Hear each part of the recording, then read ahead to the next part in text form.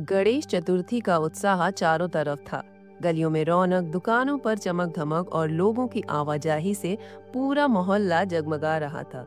हर कोई अपने अपने घर के लिए सजावट और मूर्तियां ले रहा था।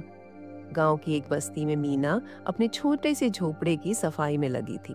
त्योहार पास था, घर को संवारने में उसका मन भी भक्ति से भरा हुआ था। तभी उसका बेटा राजू दौड़कर आया और बोला, माँ, सब घरों में कितनी सुंदर सुंदर गणेश जी की मूर्तियां आ रही हैं। हम भी क्यों ना एक मूर्ति ले आएं? मीना ने उसे देखा और कहा, राजू, हमारे पास इतने पैसे नहीं हैं, लेकिन क्यों ना हम अपनी ही मूर्ति बनाएं, मिट्टी से। राजू थोड़ी निराशा से बोला, पर माँ, हमारी मिट्टी की मूर्ति उतनी सुंदर कहाँ होगी जितनी बाजार से आने वाली चमकदार मूर्तियां होती हैं। मीना मुस्कुराई और बेटे को समझाते हुए बोली, बेटा, सुंदरता सिर्फ चमक में नहीं होती। जिन मूर्तियों को लोग बाजार से लाते हैं वो पानी को गंदा कर देती हैं, नदियों और तालाबों के जीवों के लिए जहर बन जाती हैं। मिट्टी की मूर्ति साधारण जरूर होगी, लेकिन वो धरती और जीवन को कोई नुकसान नहीं पहुंचाती।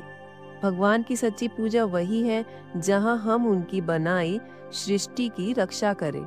अगर हमारा उत्सव प्रकृति को पीड़ा दे तो वो पूजा नहीं, अपराध बन जाता है।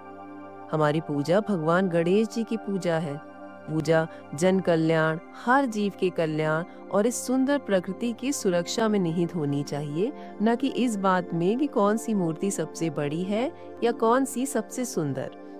असली सुंदरता तो तभी है जब हमारे मन में सबके कल्याण का भाव हो। राजू की आंखों में चमक आ गई। उसने माँ का हाथ थामते हुए कहा, आप सही कहती हैं माँ, असली गणेश चतुर्थी तो वही है जब धरती भी मुस्कुराए और हम सब आनंद में रहे। चलो माँ, मिट्टी की मूर्ति बनाते हैं। उस दिन माँ बेटे ने मिलकर मिट्टी से गणेश जी की प्रतिमा गढ़ी।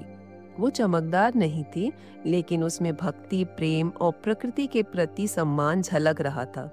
और यही थी सच्ची पूजा। भगवान को पूजा में चमक नहीं चाहिए, सही नियत चाहिए। आस्था जब प्रकृति की रक्षा करे, तभी वो आराधना कहलाती है।